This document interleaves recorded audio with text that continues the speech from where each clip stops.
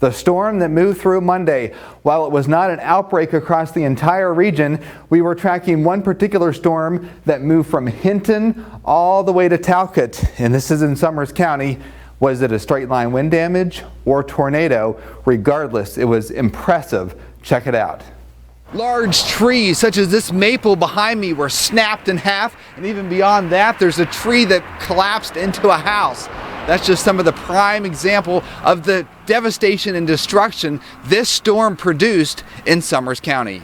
Our hearts went out to everyone that suffered loss. The National Weather Service made the trip to Summers County to survey the damage. They had issued a tornado warning, so they wanted to verify whether it was a tornado that produced the damage or straight line winds. We found a lot of straight line winds, very strong winds from east of Hinton all the way over to Talbot. 2,000 yards wide of damage. And I think it was like 8-mile path length. Some of the damage was quite impressive.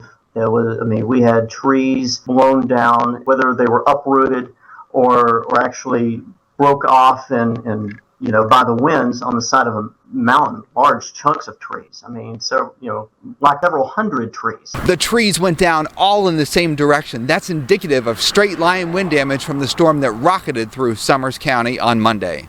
We have large tree branches down here in Hinton, and check it out behind me. This tree was completely uprooted. You can see the roots from this tree. I am 6 feet tall, and that root is about 6 to 7 feet tall. We had these trees going down in the same direction, straight line wind damage here in Hinton. We didn't see any indication that the winds were bringing those trees and converging them to a point like what we would want to see in a tornado. So they were all blown down pretty much in an eastward direction. We are in the thick of the destruction here in Hinton where the storm began. You can see behind me that the winds have all come from the same direction. The debris is all facing towards the east, a good sign of straight line wind destruction.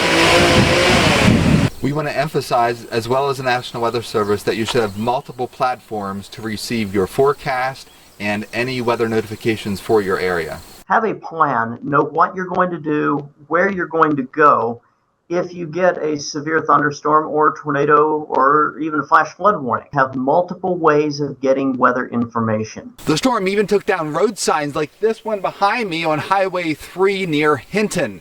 Remember, download the Storm Watch 4 weather app to get the latest watches and warnings for your neighborhood 24/7, 365 days a year.